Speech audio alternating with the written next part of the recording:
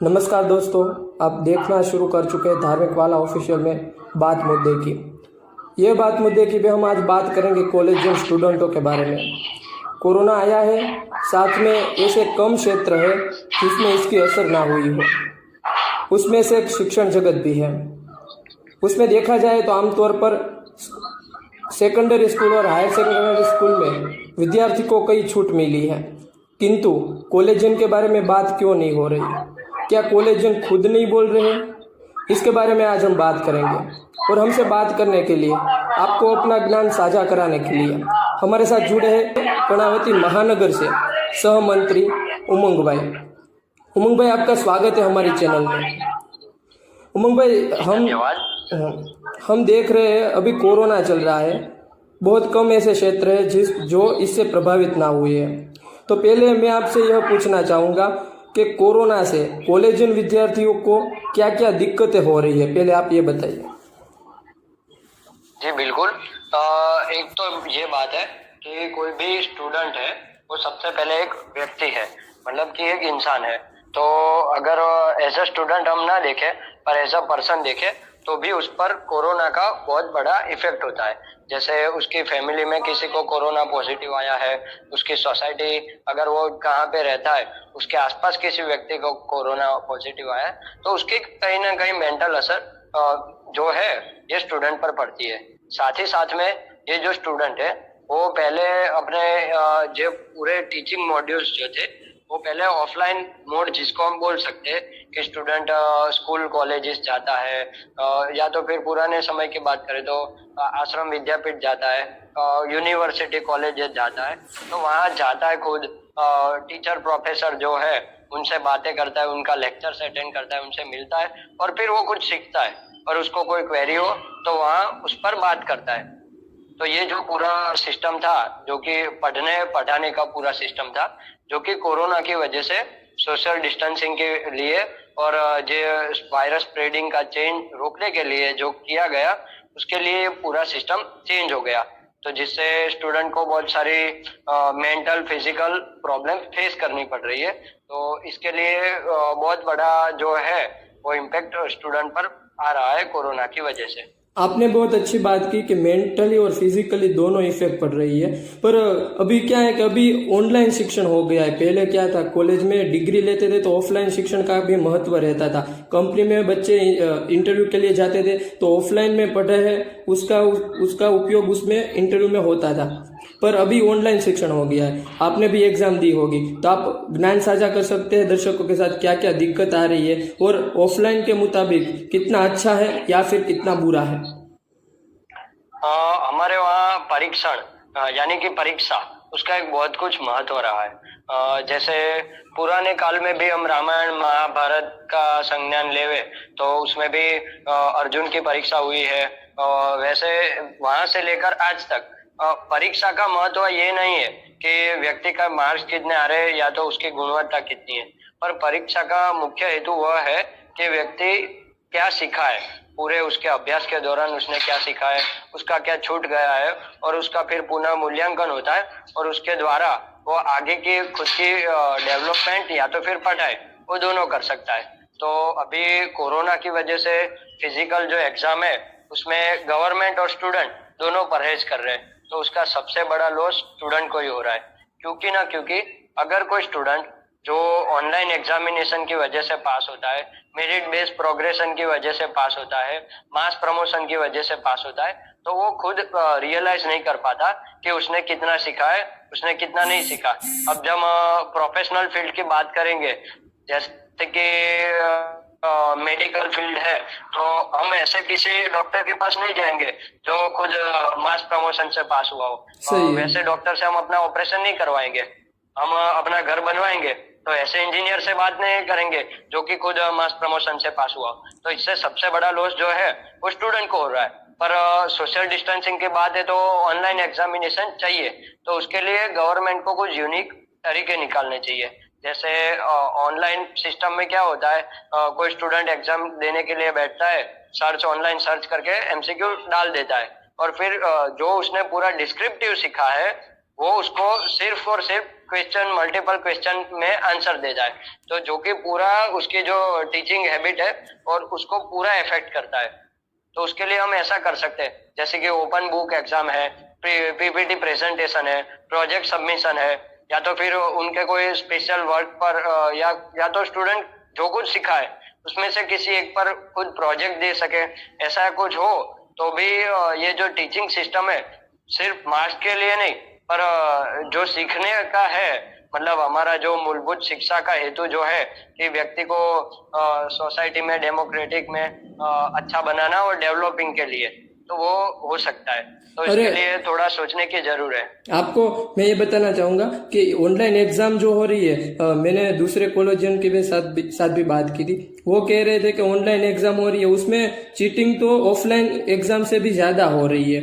और ऐसी एग्जाम का क्या महत्व रहेगा जो चीटिंग से हो रही हो, तो उसके बारे में आप क्या कहना चाहेंगे? जी, अब चीटिंग हम देखें तो वो ऑफलाइन एग्जाम और ऑनलाइन एग्जाम दोनों में बहुत सारे स्टूडेंट करते हैं, पर हम 20 स्टूडेंट, 50 स्टूडेंट, 2000 स्टूडेंट की चीटिंग के मुताबिक हम पूरे लाख, 2 लाख, 5 लाख स्टूडेंट का जजमेंट नहीं दे सकते। वैसे तो जो स्टूडेंट चीटिंग कर रहे हैं वो खुद ही का नुकसान कर रहे हैं। उनके 1 साल के लिए ग्रेड्स, मार्क्स बढ़ जाएंगे, पर उनको जो सीखने का है, मूलभूत जो हमारे एकम रहे, जो कि पढ़ाई के एकम, वो सीख नहीं पाएंगे।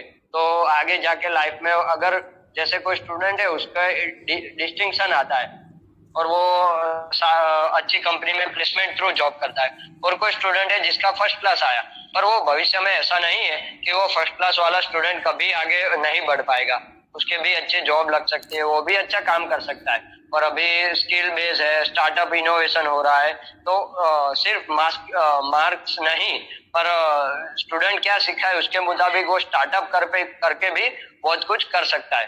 तो ये जो सिस्टम है, मतलब एग्जामिनेशन का, चीटिंग का, वो थोड़ा देखने की जरूरत। कोई बात नहीं। तो ये जो चीटिंग की बात हो रही है, तो उसको स्टूडेंट को समझना चाहिए, और जिससे चीटिंग से स्टूडेंट खुद अपना नुकसान कर रहे हैं वो हमको मानना चाहिए।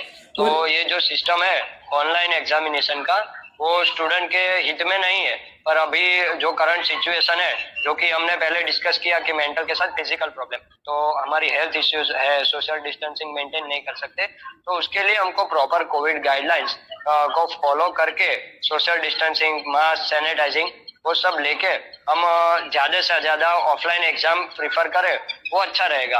अभी जैसे कोई स्टूडेंट है, तो ऐसा नहीं है कि स्टूडेंट सिर्फ घर पे बैठ के पढ़ाई कर रहे हैं। लॉकडाउन की वजह से मेंटल हेल्थ को भी बहुत सारा प्रॉब्लम हुआ है, तो बहुत सारे स्टूडेंट जो है वो घर पे रहकर बोर हो जाते हैं, तो वो बाहर निकलते हैं। तो जिस तरह से वो बाहर निकलते हैं तो अब उनको मजा आता है घूमने में। जैसे टूरिज्म सेक्टर पूरा बंद हो चुका था, पर अनलॉक के साथ साथ थोड़ा करके उसको बूस्ट मिल रहा है। तो जिस तरह फैमिली के साथ घूमने जाना है, जिस तरह हम रेस्टोरेंट में बाहर खाना खाने जाते हैं, उसी तरह स्टूडेंट को थोड़ा सिंसियरली, जैसे वहां पे social distancing, Covid guidelines, protocols का फॉलो करते, उसी तरह यहाँ पे भी हम एग्जाम में भी दे सकते हैं। तो उससे क्या होगा, जैसे हमारी फैमिली में से ऐसा नहीं है कि आज हर कोई बंदा जो है, पूरी फैमिली मेंबर्स घर पे बैठे हैं, बहुत सारे लोग बाहर भी काम कर रहे हैं। तो जिस तरह से हमारे फादर वर्क पे रहते हैं, काम करते हैं और घर चलाते, उसी तरह वो अभिन्न हिस्सा है जिससे हम परहेज नहीं कर सकते, उसी तरह हम एग्जाम से परहेज नहीं कर सकते, तो उसका भी हमको ध्यान रखना चाहिए। और मेरा मैं आपको दूसरा ये सवाल करना चाहूँगा कि एग्जामिनेशन फीस है जो गवर्नमेंट कॉलेजेस है, उसके अंदर खानगी कॉलेज आ रही है, उसकी फीस ज़्यादा है और कोई उसके बारे में बात नहीं करता। मैंने तो सुना भी है कि आपने उसकी झुंबेश भी चलाई थी और आपने उसके बारे में कई काम भी किए। तो दर्शकों को आप वो भी बताएं कि आपने क्या क्या काम किया है और सही मायने में इसकी रूपरेखा क्या होनी चाहिए कॉलेजियन के लिए फीस की। जी बिल्कुल।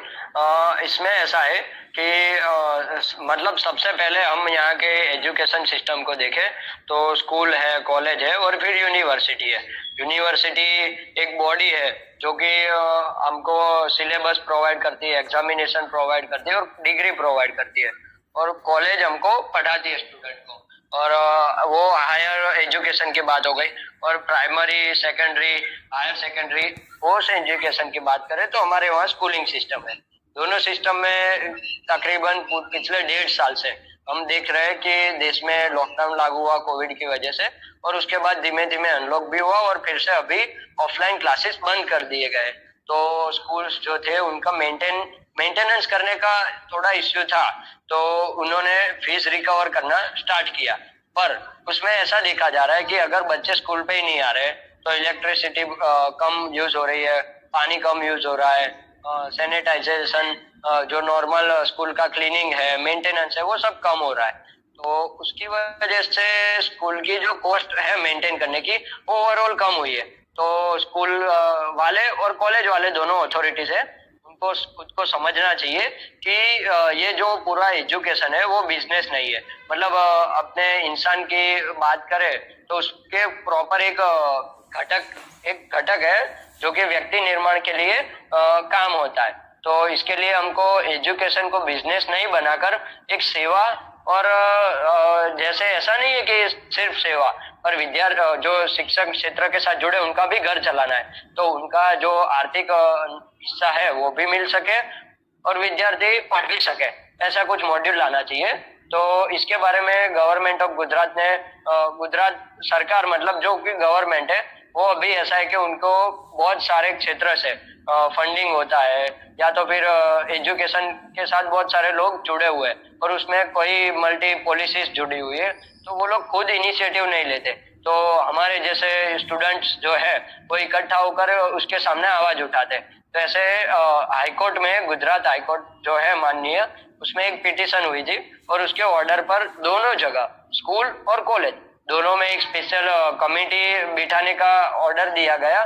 पर सरकार ने अभी तक सिर्फ स्कूल के लिए कमेटी बिठाई, और उसका 1 साल का ऑर्डर हो चुका है, और उसमें यह डिसाइड किया गया है कि पूरे टर्म की जो फीस है उसके 25% फीस जो है उसको कट करनी है। यानी स्कूल को सिर्फ 75% फीस लेनी है और 25 फीस को नहीं लेना है। सेम ऐसा कॉलेज के लिए भी हो सकता है, पर कॉलेज के लिए हो नहीं रहा है। अब हम पुरानी बात करें तो जब नव गुजरात आंदोलन हुआ था तो गुजरात में उसकी मुख्य वजह थी हॉस्टल और मेस का रेंट बढ़ना। तो जिस समय पूरी की पूरी सरकार गिर गई, जिसमें एबीवीपी का बहुत बड़ा महत्व रोल रहा था, पर उस समय जिस तरह युवा जागरूक थे, इस तरह आज नहीं दिख रहे। आज युवा सिर्फ इंस्टाग्राम पे या फिर व्हाट्सएप पे मैं आपको वही पूछने वाला था उमंग भाई, कि आप तो मेहनत कर रहे हो, आपके तरह आपके कार्यकर्ताओं भी काम कर रहे हैं, पर जो लोग है जिसके बारे में आप काम कर रहे हो उसका कैसा प्रतिभाग मिल रहा है? जी बिल्कुल वही बात कर रहा हूँ। तो उसमें ऐसा होता है कि वो थोड़े एक्टिव नहीं है, और अभी की बात करें तो डेवलपमेंट ज्यादा बढ़ा है। मतलब हम मॉडर्न सिटीज, मेगा सिटी है, अब जाके अहमदाबाद मेट्रो सिटी बन गया है, तो उसका कुछ वातावरण चेंज हुआ है, और जिसके वजह से हम ऐसे बात कर सकते हैं। जैसे हमारे पिताजी बोलते थे कि मेरी स्कूल की फीस 10 रुपए थी, और हम जहाँ हम पढ़े उस हमारी स्कूल भी पर मंथ 1,000 रुपए थी, और अब जो बच्चे पढ़ रहे हैं उसकी तो बहुत ज्यादा है। तो जो वैल्यू ऑफ मनी है वो थोड़ी डाउन गई है थोड़ी। उसके वजह से क्या होता है कि जो स्टूडेंट है उनको बैठे बिठाए सब कुछ मिल जाता है, और फैमिली जो है वो उनको एजुकेशन प्रोवाइड करती है। अब जब पिछले डेवलपमेंट कम थे तब जो स्टूडेंट थे वो खुद काम करते थे, खुद फीस पे करते थे और खुद पढ़ते थे, तो वो थोड़े सिंसियर रहते थे। अभी इतनी सिंसियरिटी थोड़ी कम है, जिसकी वजह से स्टूडेंट ऑर्गेनाइजेशंस जो रहते हैं उनको फाइट देने में प्रॉब्लम होती है। मगर अभी एक अच्छी बात यह है कि VNSGU जो सूरत में है वहां पे एबीवीपी ने बहुत बड़ा आंदोलन किया, तो सभी VNSGU के अंडर के जितने भी कॉलेज है उन सभी को 15% फीस कट करने का ऑर्डर दिया गया। फिर भी यूनिवर्सिटी का ऑर्डर होने के बावजूद कॉलेजेस फीस नहीं कर रही थी, तो बहुत सारे युवा वहां पे जुड़े। अभी तो वहां पे आंदोलन हुआ, बातें हुई, तो इसकी वजह से जो कॉलेज फीस कम नहीं कर रही थी उनको करना पड़ा। तो ऐसे बहुत ऐसे उदाहरण है कि जहाँ पे हम ऐसा काम कर सकते हैं। तो अगर युवा हमारा साथ दे, उनको कोई जेन्युइन प्रॉब्लम्स है तो हम उनके साथ लड़ने के लिए तैयार है। उनको हम रास्ता दिखा सकते हैं, उनको हम बात कर सकते हैं, उनको हम सपोर्ट दे सकते हैं, पर उनकी लड़ाई हम नहीं लड़ सकते। और आपको ऐसा आपको बताना चाहिए। हाँ, उमंग भाई, दूसरा मैं आपको ये पूछना चाहूंगा कि सौराष्ट्र यूनिवर्सिटी में सेनेट की इलेक्शन हो रही है, अभी होने वाले हैं। हाँ, और कोरोना काल चल रहा है, तो आपकी नजरिए से क्या बात होनी चाहिए, वो कैसे होना चाहिए, और हो रहा है तो ये अनुकूल समय है या नहीं, आप क्या सोच रहे हैं उसके बारे में? एक तो हम पूरे वर्ल्ड के जो देश है उनको पहले से इकोनॉमी 3 कैटेगरी में बांटते थे, जो कि एक तो डेवलप्ड नेशन है, एक डेवलपिंग नेशन है, और एक जो है वो डेवलप होने का बाकी है, टू द डेवलपिंग नेशन है। तो जो जितने भी डेवलप्ड नेशन है, जिसमें हम यूएसए, यूरोप के नेशंस की बात करते हैं, तो वहां पे लोगों की एक डिसिप्लिन बिल्डअप हुई है कि अगर किसी भी प्रकार का रूल्स वहां पे लागू किया जाता है तो सेल्फ डिसिप्लिन के तौर पे लोग वो फॉलो करते हैं। मगर इंडिया जैसे बहुत बड़े, यहाँ पे पॉपुलेशन भी बहुत ज्यादा है, 131 से भी ज्यादा लोग, करोड़ से ज्यादा लोग रहते हैं, तो यहाँ पे थोड़ा कोविड गाइडलाइंस का फॉलो नहीं होता है। एज अ गवर्नमेंट की बात करें तो जैसे इलेक्शन, गुजरात में लोकल इलेक्शन हुआ, तो खुद यूनियन हेल्थ मिनिस्टर को भी बोलना पड़ा कि गुजरात में जो कोविड केसेस के राइजिंग आ रही है वो सिर्फ और सिर्फ ये लोकल इलेक्शन की वजह से, मतलब वो भी एक रीजन हो सकता है कि जिस प्रकार से रैलियां निकलती है, जो पॉलिटिशियंस है वो ओपन रैली निकाल के बहुत सारे लोग इकट्ठे करते हैं, जाहिर सभा रहती है, तो उसके कारण से कोविड केसेस बढ़ रहे हैं। वहां पे कुछ एक्शन नहीं हो रहे, पर इन द ऑपोजिट अगर कोई गरीब बंदा जो है वो कोई काम चालू करता है तो लॉकडाउन लगाया जाता है। तो ये जो पूरे सिस्टम है उसको एक ठीक तरीके से यूनाइटेड वे से, यूनिफॉर्म वे से करना चाहिए।